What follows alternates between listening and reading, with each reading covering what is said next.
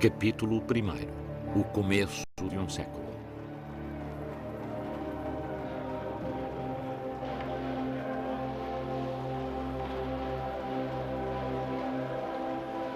Ao longo do último terço do século XIX, o mundo viveu em paz.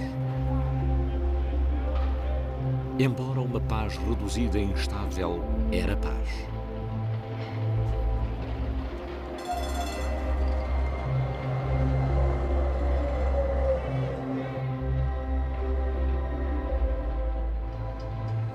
Os conflitos resolvem-se rapidamente e não há campanha que se alongue por mais de 2 anos, nem que perturbe o desenvolvimento económico e político.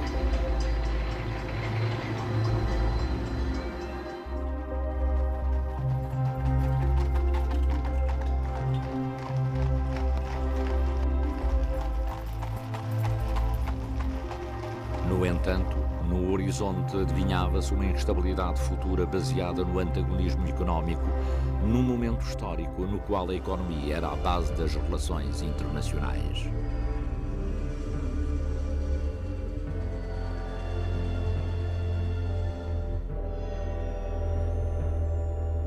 A isto acrescentavam-se as fricções coloniais e um sistema político-militar inédito até à altura, a paz armada.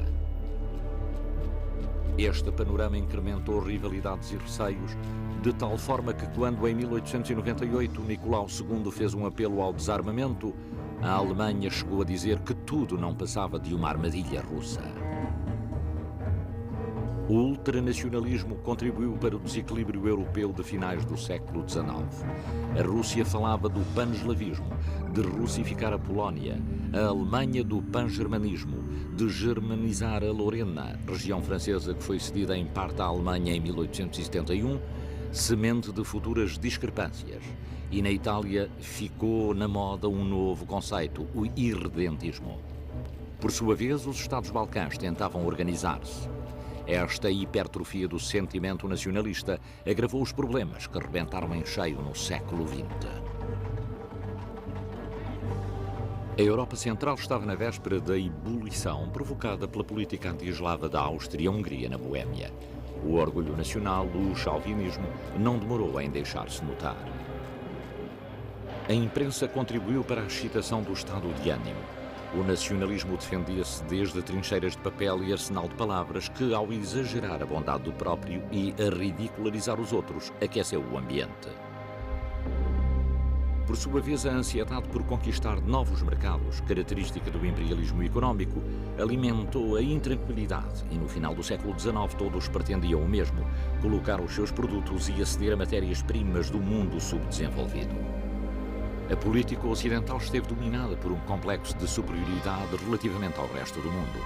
A vontade de domínio territorial obedecia ao interesse desmesurado em forjar novos impérios. Os interesses comerciais e económicos assim o determinavam no momento da história no qual a Europa era um pátio de vizinhança comparado com a imensidão da África e da Ásia. A abertura do canal do Suez e os interesses em África fizeram com que a Inglaterra, após uma série de incidentes planeados cinicamente, se apoderasse de Alexandria e do Cairo em 1882, ficando o Egito sob a sua hegemonia, que em 1885 se estendeu ao Sudão. Colonizou a Nigéria e posteriormente pertenceu ao Império Britânico, Uganda, a costa de Zanzibar, a colónia do Cabo e os países da bacia média do Zambeze até ao lago Tanganica. A Inglaterra obtinha as terras mais ricas, desde o Egito à África do Sul, numa vasta faixa interrompida pelo Congo belga e as colónias alemãs da África do Oeste. Em 1881, os Boers sublevaram-se contra os ingleses no Transvaal. O primeiro-ministro Gladstone devolveu a independência aos insurretos, não sem escandalizar a alta burguesia inglesa, que não via com bons olhos a Gladstone nem às suas ideias de ampliar o sufrágio, conceder autonomia à Irlanda, democratizar o ensino e a administração e dar a independência a algumas colónias. As colónias eram o signo externo de poder. A Terceira República Francesa, com políticos como Jules Ferry, deu a esse país um império colonial a partir de 1880. Completou a ocupação da Indochina com a tomada de Tonkin em 1885 e integrou nesta colónia o território do Laos, após ter anexado a Birmânia em 1888. Jules Ferry, ministro dos Negócios Estrangeiros francês, assim o expôs em 1885 perante o Congresso dos Deputados. Senhores, uma colónia é um mercado. Em África, os franceses impuseram o seu protetorado na Argélia e na Tunísia desde 1881. Após a conquista do deserto, estendeu o seu domínio sobre o Senegal, Sudão Ocidental, 1894 e Madagascar. Em 1882 conquistou o reino do Daomé, no Golfo da Guiné, e passaram a integrar o Império Francês o Gabão e o Tchad, grande parte de Marrocos, a Mauritânia e territórios no coração do continente e na sua costa atlântica. Portugal não se saiu mal, graças à sua tradicional aliança com a Inglaterra, consolidou Angola, Moçambique e uma parte da Guiné, junto ao rio Gâmbia. Também a Alemanha, embora tenha chegado tarde, o seu império colonial chegou a atingir grande dimensão. A Itália contentou-se com o deserto da Líbia e a longínqua Somália. Para a Espanha foram reconhecidos os direitos sobre a 10ª parte de Marrocos, parte do Saara e uma parte da selva na Guiné Equatorial. Em 1897, coincidido com o jubileu da Rainha Vitória, que naquele ano celebrava o seu 60º aniversário no trono, a Índia sofreu uma terrível epidemia de peste. A colonização inglesa distinguiu-se pela sua característica racista e de rapina. Ninguém queria ficar atrás. Os Estados Unidos apoderaram-se em 1898 das Ilhas Hawaii. Naquele mesmo ano, a Inglaterra pediu a mediação dos Estados Unidos com a Venezuela na crise da Guiana, mas Cleveland lembrou à Rainha Vitória a doutrina Monroe. América para os americanos, o que significava a América é para nós. Em 1861 acabou a Guerra Franco-Prussiana, contenda que lançou as bases políticas do século XX com o regresso da França ao regime republicano e o nascimento do Império Alemão com Bismarck no lugar de chanceler. Para manter o equilíbrio, criou-se um sistema de alianças secretas e nasceram os blocos. Era o sistema Bismarck, cuja figura dominou até 1891. O chanceler de Ferro propôs consolidar a integração da Alsácia-Lorena no Segundo Reich e tratou de isolar a França, formando a Tripla Aliança, ou dos imperadores Guilherme I da Alemanha, Alexandre II da Rússia, que morreria vítima de um atentado no dia 13 de março de 1881, e Francisco José da Áustria. O medo do isolamento levou a Alemanha a um pacto com a Áustria para proteger-se da Rússia e da França. Sentia ameaçada o prestígio nacional. As alianças secretas e o exagero nacionalista desestabilizariam a vida política do século XX. O relevo geracional do final do século vincou as diferenças e agravou os problemas. Em 1890, Bismarck abandonou a política e, bem como os homens que com ele tinham forjado a união da Alemanha, e chegava ao poder uma geração ambiciosa que, com Guilherme II, provocava a hegemonia mundial para o Reich. O antagonismo internacional era de tal forma que uma pequena faísca poderia desencadear um grande incêndio. Desta forma, uma pequena sucessão de guerras localizadas marcava o final do século. No Oriente, a guerra chino-japonesa acendia-se após uma revolta popular na Coreia, onde o seu soberano requeriu ajuda à China e ao Japão. O Japão enviou exércitos em julho de 1894, mas em vez de ajudar o soberano, destituiu-o, obrigando o seu sucessor a declarar a guerra à China. Os japoneses impuseram-se aos chineses em Pyongyang e atravessaram o rio Yalu. Ocupando Port Arthur, Pequim assinou com o Japão o Tratado de Shimonoseki em abril de 1895 e cedeu a Formosa e a península de Port Arthur. A Rússia, apoiada pelos seus aliados ocidentais, obrigou o Japão a abandonar Port Arthur. Era a semente da ocupação russa da Manchúria em 1900. Pequenas guerras, mas no fim de contas guerras e violência. Enquanto os italianos se esforçavam na conquista da Etiópia, defendida pelo seu rei Meneli, em Creta esteve prestes a explodir um conflito de incalculáveis dimensões quando Jorge I da Grécia apoiou a revolta anti-turca em fevereiro de 1897. Em Espanha foi assassinado naquele ano o presidente do governo, António Cánovas.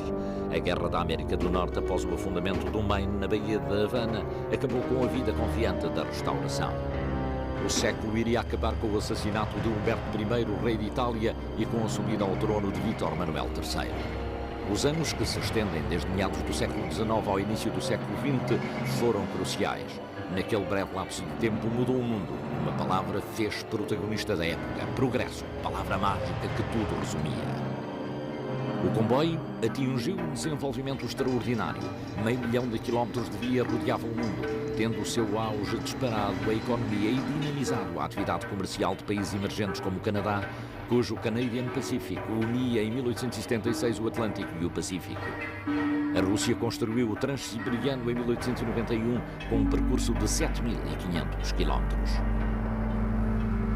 A esta forma de transporte de mercadoria juntava-se o auge da navegação a vapor. Os transportes desceram de preço para metade por volta de 1898. No final do século XIX impulsionou-se a agricultura. Imensos territórios foram desbravados. Era tão simples, a terra não custava quase nada e os seus produtos chegavam com rapidez e com baixo custo aos mercados. Tinha-se inventado a ceifeira e em 1889 começou-se a fabricar o trator a petróleo.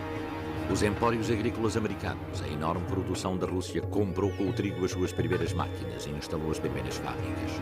A iniciativa indiana para racionalizar os cultivos de cereais, a lã australiana, a enorme produção de carne do Cone sul-americano viu-se incrementada a partir de 1875 com os matadouros frigoríficos criados pouco antes por Daniel Holden. Todo este desenvolvimento agropecuário de um mundo emergente que contava com extensões gigantescas foi feito em detrimento dos países europeus. A Inglaterra, que em 1890 era autossuficiente em trigo, em 1900 importava 60% do mesmo cereal. Algo de parecido acontecia na Alemanha e noutros países europeus, devido ao êxodo do campo para a cidade, onde as fábricas precisavam de mão de obra num momento de forte imigração europeia para os Estados Unidos, Canadá, Austrália, Argentina e Brasil. É de grande importância para entender a história do século XX o facto da Alemanha se ter tornado na primeira potência industrial europeia, superando no dobro a Inglaterra na produção de carvão e produzindo 5 vezes mais ferro e aço. Era o motor da Europa.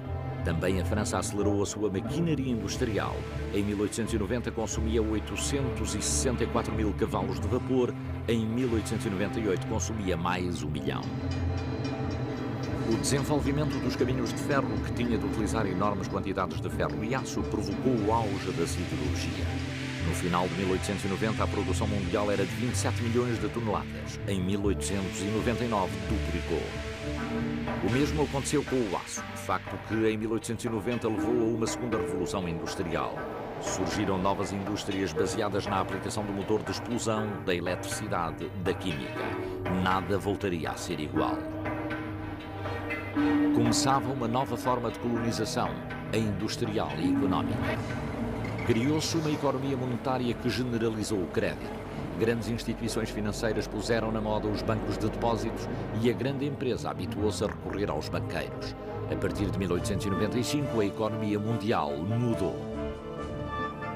A um momento doce da vida económica, convinha uma estrutura política que impulsionasse a paz e garantisse a ordem. Por iniciativa do czar Nicolau II, celebrou-se em 1899 a Conferência de Haia. Americanos, europeus e potências asiáticas acordaram resolver os conflitos através da arbitragem. Todos assinaram. A estrutura política do final do século impôs as bases do século XX, mas as mudanças de vida foram a consequência dos grandes inventos.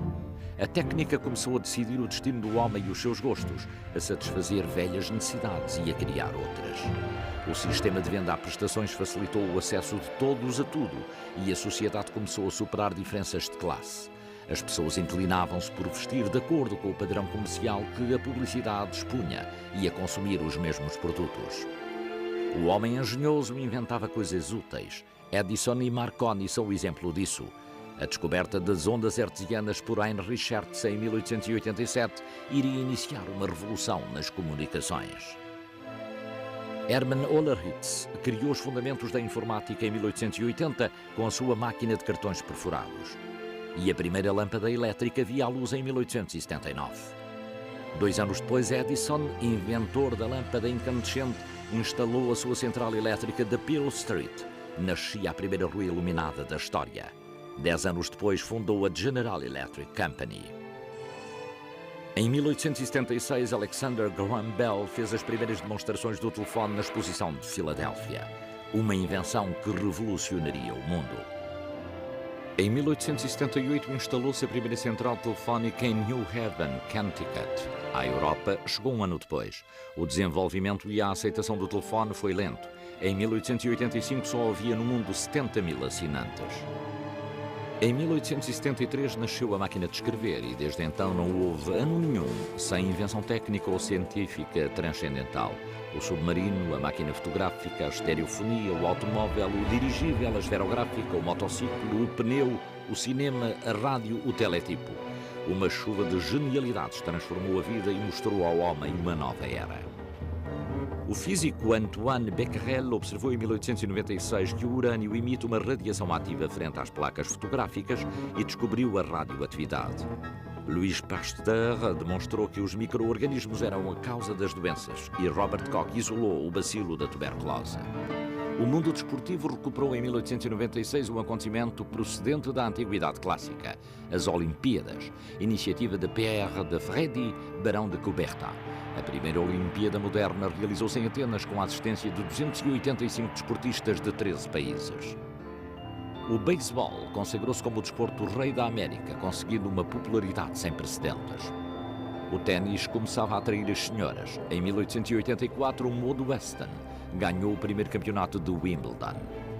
No mundo do boxe, teve lugar uma luta entre Andy Bowen e Jack Burke em Nova Orleans, numa tarde de abril de 1893.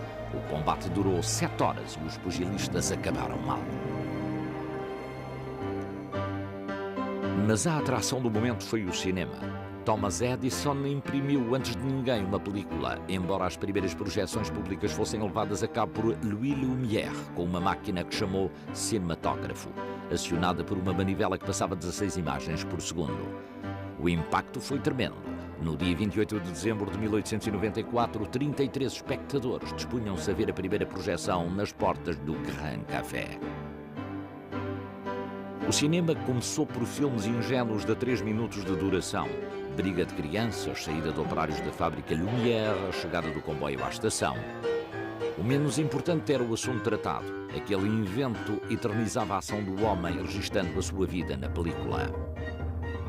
O jovem Georges Méliès, maravilhado pela primeira exibição dos irmãos Lumière, pede-lhes que lhes vendam uma das suas máquinas, mas não consegue. Desde então aplica todos os esforços em conseguir o seu próprio equipamento, filmando obras extraordinárias como A Viagem à Lua em 1902 e Os Sonhos de um Astrólogo em 1898.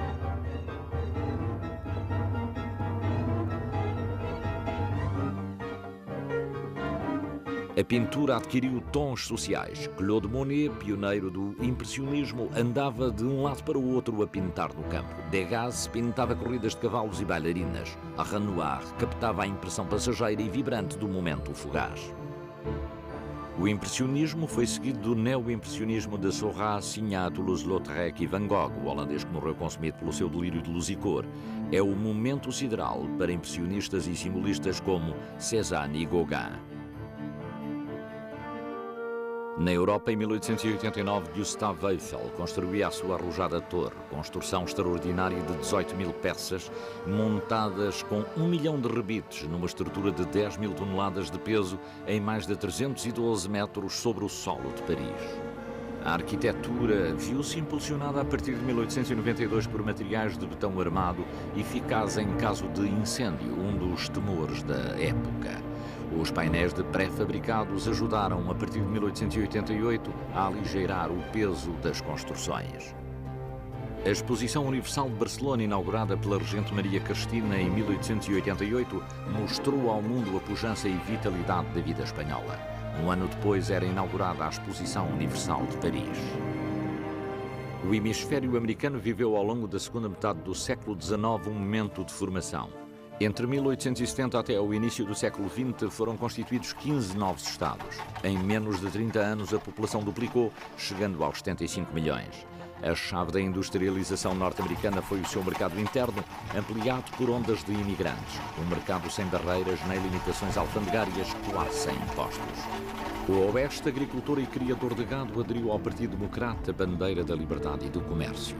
Nasceram as centrais sindicais. Grover Cleveland, cujo último mandato acabou em 1897, tinha saído das suas fileiras. abriam-se as portas do grande capitalismo americano. O Sul transformou-se numa potência têxtil. Na região dos Grandes Lagos cresceu a indústria conserveira e a descoberta do petróleo disparou numa nova febre do ouro. Os novos líderes civis nascidos das camadas humildes valorizavam mais o trabalho que o trabalhador. John Rockefeller criou a primeira refinaria de petróleo dos Estados Unidos e levantou a Standard Oil Company. Andrew Carnegie transformou-se no rei do aço e Pierpont Morgan no das finanças. Mas ninguém soube nem quis afastar o país do racismo. Em 1882 foi limitada a imigração de pobres gentes de cor, contingente humano que era comparado com doentes e criminosos. Na América do Sul, a estabilização cresceu a partir de 1880 após a crise que se seguiu à independência. Uma nova forma de pensar baseada na exploração de recursos e na exportação tornou possível o progresso. A democracia ficou instituída em alguns países, mas as ditaduras estavam prestes a nascer. México, Chile, Argentina e Brasil foram exemplos. Um projeto gigantesco mais ambicioso que o do Suez teve o seu início em 1882 com as escavações do Canal do Panamá, confiadas a Fernando Lesseps. No setor social, as bases do século XX assentaram entre 1870 e 1900. O operário tomou consciência da sua força. As organizações sindicalistas fizeram valer a sua importância. Karl Marx, que morreu em 1883, tinha publicado O Capital, obra precedida de outras nas quais falava de assuntos como a mais-valia, o salário, o preço, nas vésperas da depressão económica que caracterizou o final do século.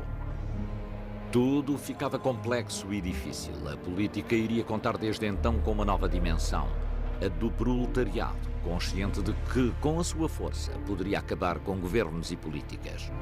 Nem Sherlock Holmes, o astuto detetive inventado em 1887 por Conan Doyle, poderia recompor a regular e difícil situação de uma nação conduzida pela agitação social.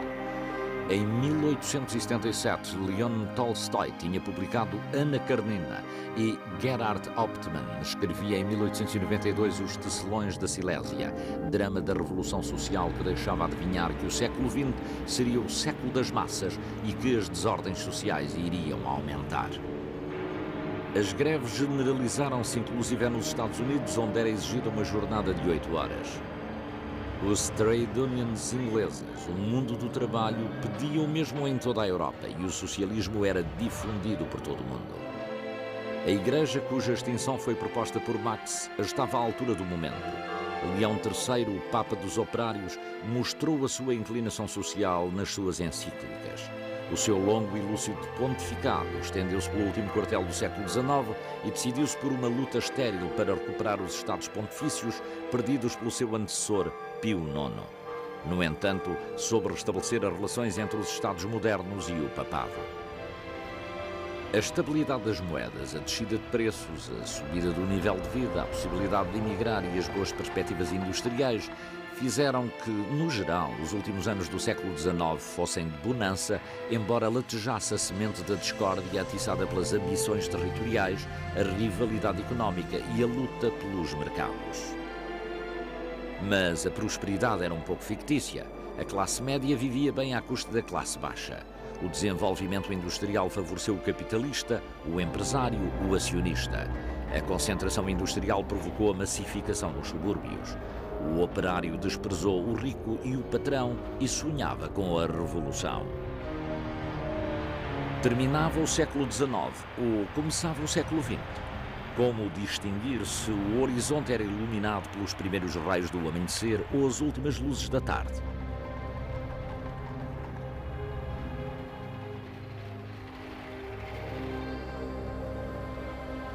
O século começava sob as pegadas da tragédia. Em abril de 1906, um grande terremoto destruía a cidade de São Francisco, na Califórnia, provocando mais de 1000 mortos. Era um terrível presságio para o século que nascia.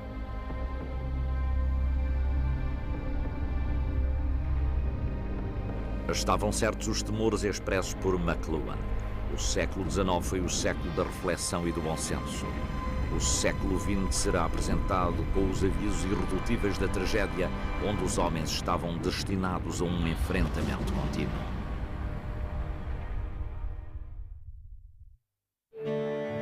Capítulo 2. O mundo antes de 1914.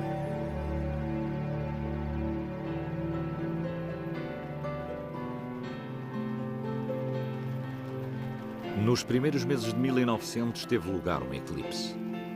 Durante 1 minuto e meio, o Sol, oculto pela Lua, projetou uma sombra gigante que avançava a 70 km por segundo desde o Pacífico ao Atlântico e que chegou ao anoitecer às costas do Mar Vermelho. Péssimo augúrio e negro presságio para um século predestinado à violência. Desde o começo do século que se destacava claramente uma opção: progredir, inovar, mudar o mundo. Como símbolo dessa confiança desmedida que chega à soberba, inicia o seu aparatoso voo o primeiro aeróstato rígido de todos os tempos. Após 25 anos de trabalho, o conde von Zeppelin veio elevar-se a mais de 400 metros sobre o céu alemão o enorme globo que iria popularizar o seu nome, Zeppelin. O século XX ia ser o século das massas, das desordens sociais que foram crescendo até 1905. Muitos viram nestes factos uma ameaça ao desenvolvimento económico. A greve, a revolta e as reivindicações transformaram-se no motor do progresso.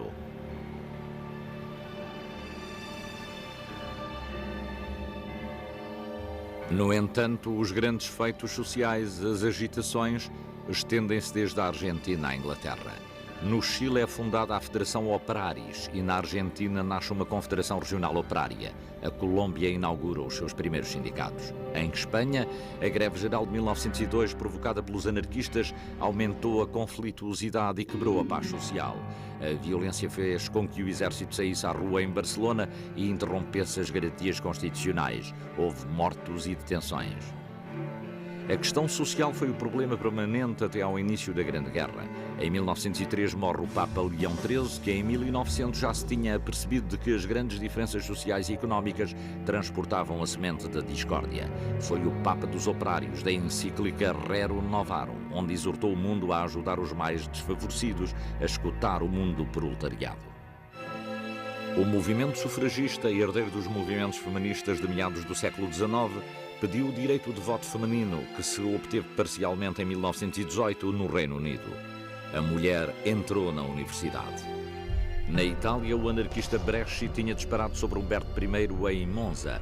Da mesma forma que em Bruxelas alguém atentou contra o príncipe de Gales. Era uma campanha do anarquismo internacional que também disparou contra o presidente norte-americano William McKinley em 1901.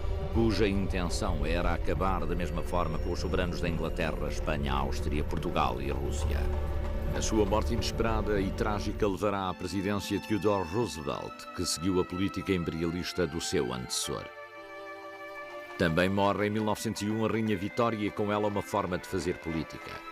A Inglaterra queria abandonar o seu isolamento, mas todas as tentativas de Joseph Chamberlain para se aproximar da Alemanha eram utilizadas por Guilherme II para baralhar as relações anglo-russas e envenenar o panorama político. A Europa viveu uma época de alianças e ficou dividida em dois grandes blocos distanciados. A Entente Cordial anglo-francesa, à qual se juntaria a Rússia e a Sérvia, e a Tripla Aliança integrada pela Alemanha, Áustria, Hungria e Itália. No entanto, a Itália permitia-se o luxo do não alinhamento e, desta forma, Vítor Manuel III entendeu secretamente com a França, que reconheceu os direitos da Itália às províncias líbias da Trípoli e Cirenaica. Mas era um mundo desconfiado pelos receios, os conflitos e os choques coloniais, a luta pelos mercados e pelas concessões. Não era de surpreender as deserções nem os enfrentamentos bélicos. Espiões e contra-espiões, imaginários alguns e outros reais, surgiam por todo o lado. Em 1905, o imperador alemão Guilherme II desembarcou em Tanger e proclamou-se defensor do Islão, apressando as potências europeias para que resolvessem o problema marroquino, pois o seu encontro com Nicolau II da Rússia não tinha solucionado nada. A petição do Kaiser foi feita numa conferência em Algeciras em 1906. A Alemanha obteve uma vitória diplomática, vitória pírrica, pois França e Espanha estabeleceram protetorados no território. Em 1907, a Inglaterra pôs-se de acordo com a Rússia para limar arestas que surgiram nas suas respectivas atividades coloniais na Ásia.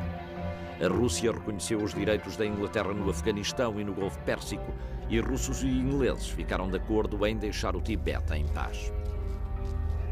Pela sua parte, a Inglaterra induziu o Japão a assinar um tratado de amizade com Nicolau II. Formou-se desta forma um bloco de extraordinário poder. França, Inglaterra e Rússia, com os seus respectivos impérios coloniais e com o acordo do Império Nipónico, nascia a Tripla Entente. A Sérvia era um ponto sensível da política internacional. Em 1913, os seus reis, Alexandre I e sua esposa, foram assassinados junto ao primeiro-ministro, dois irmãos do monarca e o ministro da guerra. A situação internacional era complexa. Em 1904, a Rússia declarou guerra ao Japão, que atacou de surpresa Port Arthur, que estava sob o domínio russo. O Japão derrotou as tropas czaristas e o desastre foi total, com milhares de mortos e a queda do armamento em mãos nipónicas. A Rússia renunciou à Coreia e perdeu o domínio sobre metade da ilha Sakhalina. O Japão ocupava a Manchúria e convertia-se na potência naval dominante do Pacífico. O presidente norte-americano Theodore Roosevelt teve de fazer a mediação para que fosse assinado em Portsmouth o Tratado de Agosto de 1905, facto que lhe valeu o Nobel da Paz em 1906. O czar impôs a censura e as notícias não se fizeram esperar, mas ao fazê-lo foram provocadas desordens como o motim do couraçado Potemkin. No desenvolvimento dos incidentes, quando um oficial disparou sobre o marinheiro, a tripulação revoltou-se, motim que acabou com a bandeira vermelha a ondular no mastro do barco, ancorado no Mar Negro. Naquele 27 de junho, todos os oficiais foram assassinados. Em 1906, a crise da Bósnia colocou o Ocidente à beira da guerra. Os ministros dos negócios estrangeiros, o russo Izovolsky e o austríaco Aehrenthal, pugnavam por uma política imperialista nos Balcãs. A Rússia provocava uma saída no Mar Negro através dos Estreitos Turcos e a Áustria não queria perder o seu ascendente sobre os Balcãs. A crise precipitava-se. Em 1908, o jovem turco, partido que na Turquia contava com muitos simpatizantes no exército, assumiu o poder em Constantinopla, derrotando o sultão Abdulhamid. A modernização do velho império estava em movimento. Isto mobilizou a Áustria, que quis aproveitar a situação para anexar a Bósnia e Herzegovina. A Rússia aceitou em troca que a Áustria ajudasse na sua procura de uma saída para o mar. Os austríacos ocuparam a Bósnia em outubro de 1908 e, como consequência, a Bulgária proclamou a independência e a Grécia ficou anexada à Creta. Todas as peças se mexiam ao mesmo tempo naquele complicado xadrez. A Itália, cuja política internacional tinha sido errática de piscares de olho à Inglaterra e à França no seio da sua aliança com a Alemanha e a Áustria, criou o momento para recolher os frutos da sua diplomacia e exigiu à Turquia que abandonasse a Líbia. A Turquia não atendeu e a Itália atacou. Em 1912, durante a conquista italiana da Líbia, lançou-se a primeira bomba a partir de um avião, latas de nitroglicerina. Anos mais tarde, em 1914, no início da Primeira Guerra Mundial, eram lançadas setas de aço sobre pessoas a partir dos incipientes aviões da altura. A guerra italo-turca foi aproveitada pela Bulgária e pela Sérvia, que em março de 1912 assinavam um tratado apoiado pela Rússia. A este tratado uniram-se mais tarde a Grécia e o Montenegro. Todos declararam a guerra à Turquia. Em 1912, durante a conquista italiana sobre a Líbia, Roma enfrentou-se com Istambul, que, perseguida pelos Estados balcânicos, assinou a paz de Lausana, cedendo à Itália as ilhas de Dodecaneso, incluindo a de Rodas. Pelo seu lado, o vespeiro dos Balcãs conseguiu aquilo que procurava. O Montenegro entendeu-se com Scutari. Os sérvios tomaram posse de Uscubi e Monastir. Os gregos tomaram Salónica. Os búlgaros encurralaram os turcos até Istambul, enquanto que a Albânia declarava a sua independência. A Roménia atacou no Danúbio, embora a Áustria quisesse ajudar o pobre czar búlgaro Fernando e atacar a Sérvia, tanto a Alemanha como a Itália opuseram-se, afastando-se desta forma do perigo de um conflito geral. Na Europa foi impulsionado o sentimento nacionalista, o que fomentou o rearmamento. Os povos estavam receosos de que a guerra era cada vez mais possível. Tudo eram suspeitas e movimentos diplomáticos de longo alcance. Alguns povos, como o judeu, sentem o apelo romântico da velha pátria, onde não existiriam as perseguições nem o antissemitismo.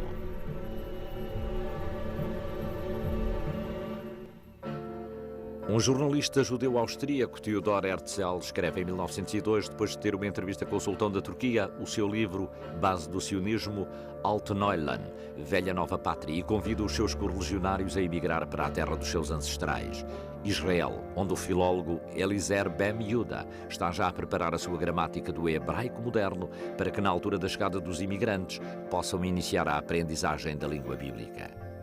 Também o mundo árabe se mobilizou. Em 1912, Ibn Saud, da Arábia, tirava aos turcos a importante província de Al-Assam e conseguia dar ao seu povo volátil e nómada um ideal coletivo. A Inglaterra estava especialmente inquieta pelo crescimento do potencial alemão, cujos submarinos ameaçavam a supremacia britânica no mar. Desde 1905 até 1913, houve 4 crises internacionais, 2 com os Balcãs e 2 com o norte da África. As 2 frentes diplomáticas primeiro e bélicas depois tinham como origem o fim do Império Turco. Nicolau II não prestava para reinar, nem sequer soube rodear-se de gente capaz. Era volúvel e influenciável, sobretudo pela mulher. Enganou-se na sua política de russificação, que tirou influência à cultura alemã e francesa, e a sua prática antissemita privou-o de um elemento humano inteligente: o judeu. Em 1913, arrebatou à Igreja Arménia os fundos para a educação e para as necessidades sociais, facto com o qual ganhou a inimizade do seu mais valioso aliado contra os turcos.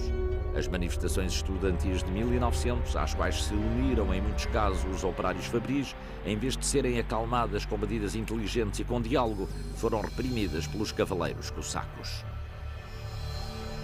Era a semente da Revolução Bolchevique, termo russo que significa maioria, empregado por Lenin para denominar o seu próprio partido, dando à oposição minoritária a designação de menshevik ou minoria. Aos erros na política interna juntou Nicolau II uma política exterior equívoca. Não viu que era melhor deixar a Coreia para os japoneses e conservar a Manchúria. Pela sua teimosia, perdeu a frota do Báltico no Estreito de Tsushima em 1905, na Guerra Russo-Japonesa. A derrota frente aos japoneses trouxe muito mais do que perdas territoriais. Trouxe a Revolução. No domingo 22 de janeiro de 1905 tiveram lugar recontros sangrentos à porta do Palácio de Inverno, em São Petersburgo, onde os cossacos reprimiram uma manifestação provocando a morte de mais de 1000 manifestantes. Dirigidos por um padre, só pretendiam entregar ao czar uma lista de reivindicações, coincidindo com uma greve massiva de 100.000 trabalhadores da região. A política norte-americana estava orientada desde princípios do século XX para tomar posição na divisão colonial. A guerra declarada à Espanha em 1898 era uma peça daquela política. Era imperialista. Depois do afundamento do navio Maine na Baía de Havana, a opinião pública americana, influenciada pela imprensa e por alguns políticos, obrigou a que o Congresso, consultado pelo presidente McKinley, declarasse a guerra à potência colonial. Foi uma guerra curta. Naquele mesmo ano, o Tratado de Paris decidia que a Espanha cedesse à América, mediante a compensação de 20 milhões de dólares, Cuba, Porto Rico, Guam e as Filipinas. A política norte-americana era imperialista, de anexações como o Havaí e as Ilhas Espanholas. O domínio colonial espanhol na América e na Ásia foi herdado desta forma pela América do Norte, que aspirava a influência no Oriente e a participar com a Europa em exportações para a China. Em 1903 comprou a zona do Canal do Panamá, depois de provocar a sua cisão com a Colômbia, reatando as obras que terminariam em 1914. A luta contra os trusts e os cartéis marcou a sua política interna e, para isso, criou em 1908 o FBI, organismo federal que investigava e perseguia os ladrões de terras do Oeste e dos trusts do Oeste. Foi um momento brilhante do país como nação, pois perfilou-se desde então como a potência hegemónica. Criou-se a Força Aérea e para isso foi necessário convencer o Congresso, que autorizou a construção de um modelo militar que voava 58 km por hora. Roosevelt foi um homem discreto. Ninguém soube que apenas via do seu olho esquerdo. Demonstrou valor. Num dos seus discursos para a sua reeleição, um fanático disparou e, embora o sangue não fosse visível, não se retirou até acabar o que tinha para dizer. Roosevelt sempre demonstrou orgulho em ser o primeiro presidente a voar e a andar de automóvel. O seu sucessor, William Taft, que tinha sido governador-geral das Filipinas após a derrota espanhola em 1898, regeu os destinos do país desde 1908 a 1912. Não estava preparado para enfrentar os novos tempos. Honesto, mas com pouca visão, de facto eliminou do seu gabinete a ala progressista do seu partido, o republicano, cuja cisão parecia inevitável.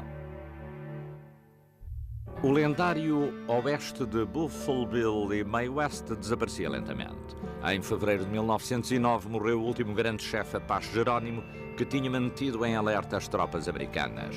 Significativamente, também naquela altura começava a desaparecer o búfalo, do qual apenas tinham ficado 1 milhar de exemplares dos 4 milhões que percorriam as praderias há meio século atrás. A presidência de Thomas Woodrow Wilson, a partir de 1913, continuou a política de intervenção na América do Sul.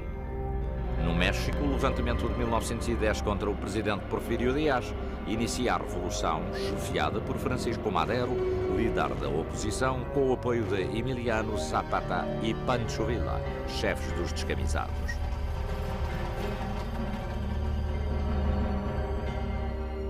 Em 1906, a situação política em Espanha piora. As eleições não pareciam servir de muito, porque recai sobre elas a suspeita de fraude. Entretanto, Afonso XIII, que estava em Paris, sofre um atentado. O rei casou com a princesa inglesa Vitória Eugénia de Battenberg e, quando regressava ao palácio, o casal sofreu um atentado, o segundo que pretendia acabar com a vida do monarca. O casal real saiu ileso, mas houve 30 mortos. Quando, em 1907, Leopoldo II da Bélgica cede ao seu país o Estado independente do Congo, não resulta difícil compreender por que o faria. Os escravos, o marfim, a borracha, a madeira já não eram rentáveis como há algumas décadas atrás, não bastavam para cobrir os gastos de administração colonial e defesa militar. As colónias só geravam guerras. O mundo contemplava inquieto, mas com contida vergonha, os sucessos da China. A rebelião dos Boxers em 1901 e após a derrota foram impostas reparações, 67 milhões de libras esterlinas.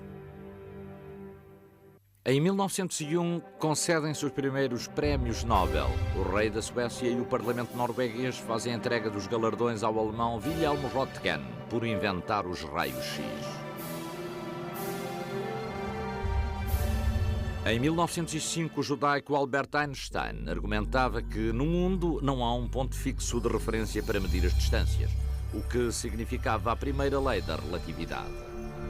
O casal de cientistas Pierre e Marie Curie conseguiram isolar o polónio e o rádio, feito de extraordinária importância que lhes valeu o Nobel da Física em 1903.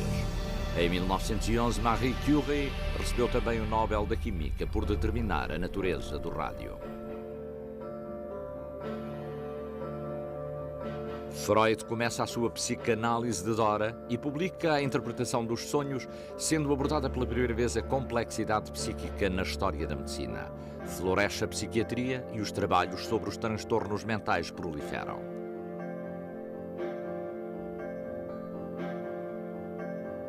O sábio espanhol Santiago Ramón y Cajal, Nobel da Medicina em 1906, assenta as suas bases numa nova disciplina científica, a histologia e o estudo do sistema nervoso, sendo o criador da teoria neuronal.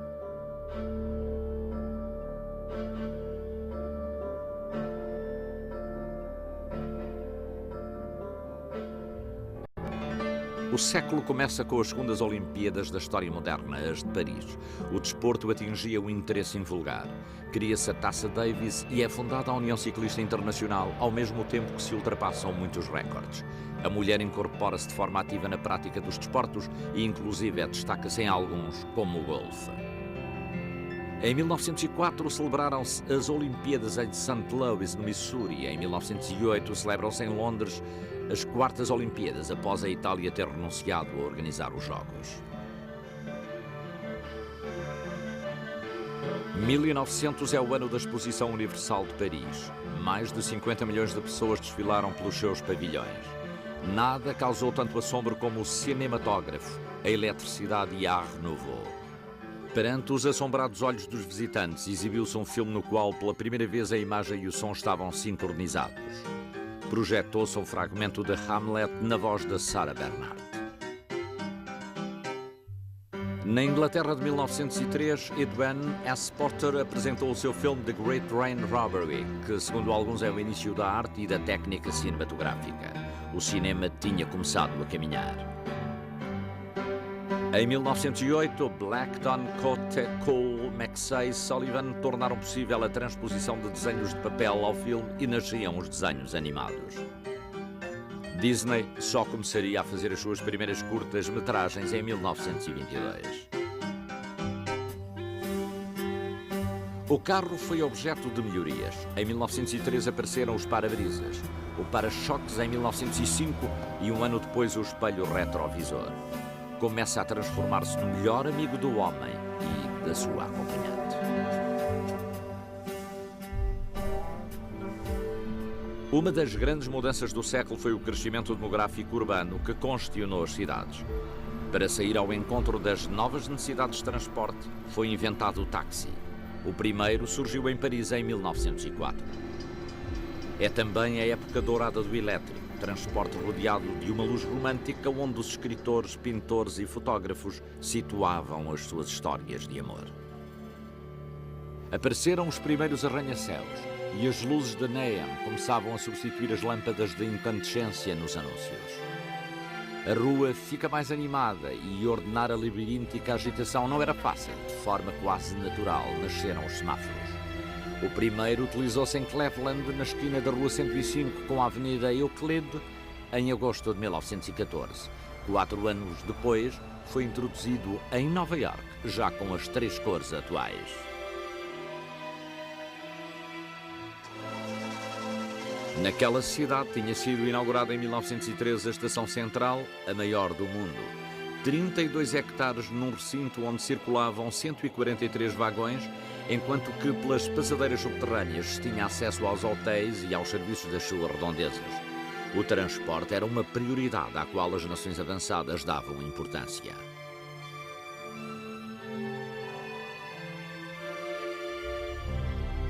E no meio desta euforia chegou o balde de água fria do afundamento do Titanic numa noite de abril de 1912. Um iceberg acabou com o barco mais luxuoso do mundo e mais seguro, o maior e melhor equipado, 5 dias depois de ter zarpado do porto inglês de Southampton. Embora houvesse tentativas anteriores, como as do inglês George Cayley e do alemão Otto Lilienthal, o primeiro voo efetivo, controlado com a possibilidade de mudar o rumo e aterrar em segurança, foi conseguido em 1903 pelos irmãos Orville e Wilbur Wright, com um biplano de 274 kg de peso, dotado de um motor de 4 cilindros e 12 cavalos de potência, que se manteve em pé e percorreu 70 metros em menos de 1 minuto. Ao longo da década, voar transformou-se num desporto. Em 1909, o francês Louis Blériot atravessou o Canal da Mancha entre Calais e Dover num voo de 37 minutos. O artefacto era um monoplano de hélice com 4 pás que aquecia tanto que tinha de ser lubrificado em pleno voo. A radiodifusão está em banho-maria, mas já tinha anunciado as suas possibilidades em 1910. Os norte-americanos Dan Wilde e Pickall inventaram a rádio de galena, primeiro receptor da história. Picasso chegou a Paris em 1900 e não demorou em situar-se à cabeça dos vanguardistas artísticos. Percebe a inquietude, a ânsia de novidade dos pós-impressionistas. É absorvido por tudo, inclusive é pelo filtro da sua personalidade artística. Picasso é, ele sozinho em síntese, a história da arte do século XX. A nascente Art Nouveau partilhava a atenção de críticos e entendidos com o início do cubismo. Matisse, Rouault, Renoir e outros são cumprimentados pela crítica do Salão de Outono parisiense em 1905 como a jaula das feras. Mas desde 1890 a 1910 o que traduz melhor o engenho arquitetónico é o modernismo. António Gaudí cria o Parque Güell em Barcelona. Uma nova forma de valorizar o mundo. Esta tendência inconsciente dá à época a sua identidade espiritual. Uma atitude da posição tensa perante o porvir, de substituir a herança cultural por uma pulsação orientada até ao amanhã. Um futuro de sofrimento aguardava. Um porvir traumático está ao virar da esquina. A Primeira Guerra Mundial.